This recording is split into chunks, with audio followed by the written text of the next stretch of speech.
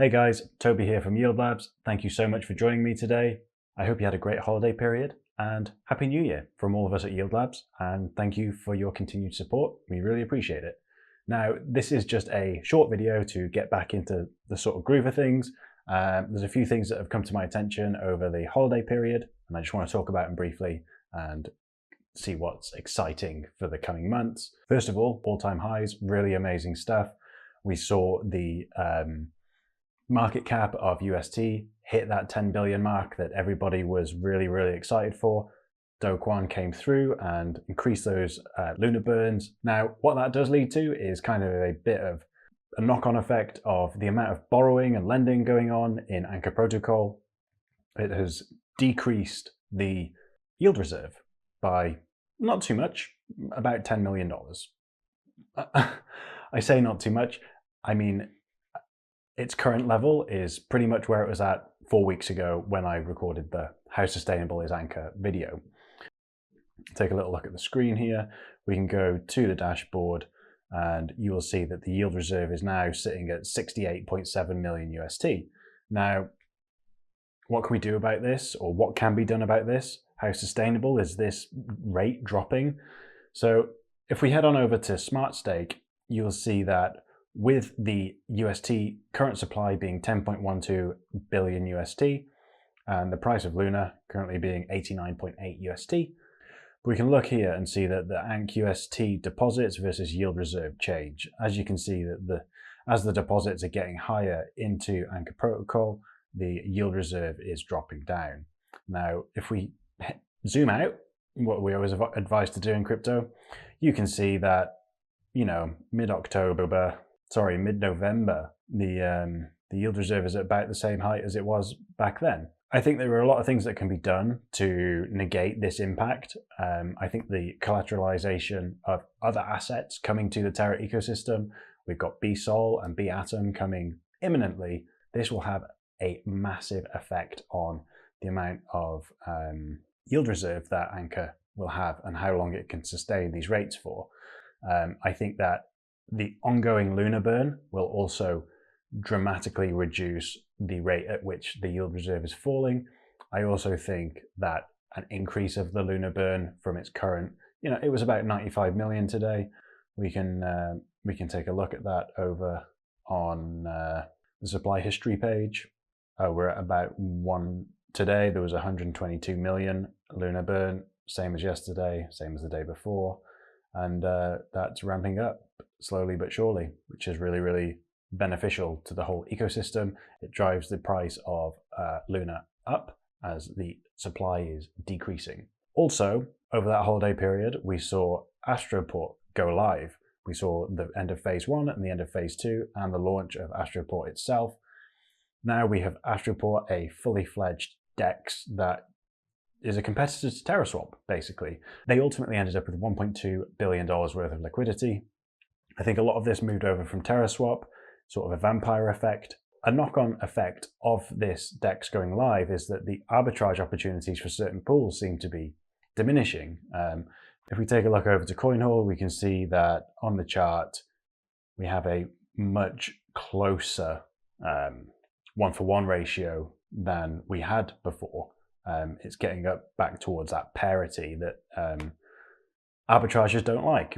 On the back end of Astroport, something else that I want to draw your attention to is a wallet that I've been experimenting with for a little while called XDEFI.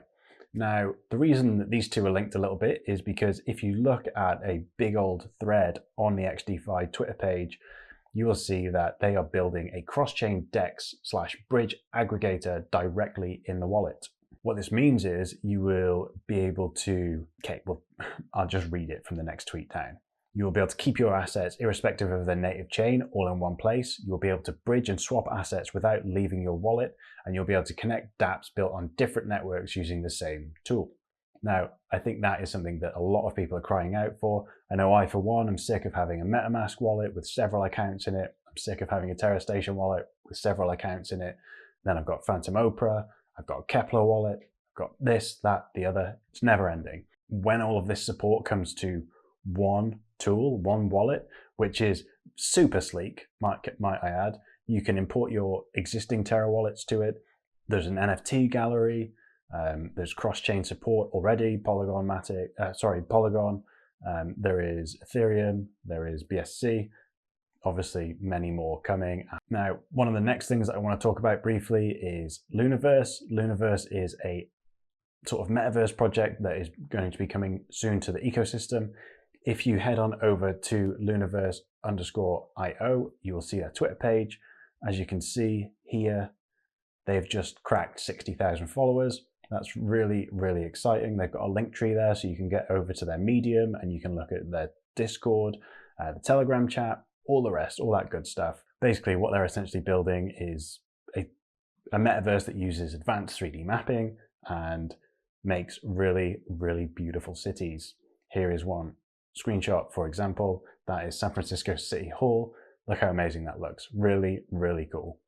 Can't wait to see that. And as I said, I believe currently the early bird IDO whitelist application is still live.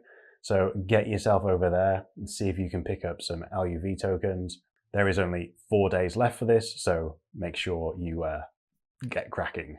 After that, I want to take a little look at something else that has cropped up over the holiday season, which is called ATLO. You can head on over to atlo.app and take a look at the website and the light paper. Light paper is a really cool document. I will put the link in the description below. They're basically building a launch pad. I hear you say, not another launch pad. We've got Starterra, we've got Pylon Gateway, all of that stuff. This is going to be different. This is going to be a community-driven launch pad. It's going to have governance on what tokens what projects are listed, how they're listed. There's going to be many different methods of listing and launching a protocol. There was a lot of buzz about this over the right before Christmas, actually. They offered an early bird allocation to anybody who was within the first 2,500 people in their Telegram group. You can take a look on the website and look at the tokenomics, the early bird tokens on sale, and you can also see that I was fortunate enough to be an early bird in this. It was really great fun to see that group light up with people joining all over the place.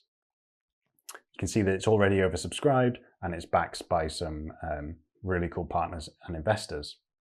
And I think that's about it for today's video. I just wanted to have a gentle little break back into making content, wish you guys a happy new year and talk about some of the stuff that I'm excited for. This is not a limited list. There is obviously so many projects that I'm excited about. Some of them we've had on the show before. Again, we're going to have Prism going live soon. We're going to have Mars going live soon. XDEFI will be bringing out their UST debit cards to UK users. I know they're already available in certain European countries, and the list goes on and on. I'm really excited for 2022. I think that this year is going to be really incredible. I think that there's been a lot of market uncertainty. Just focus on your strategy.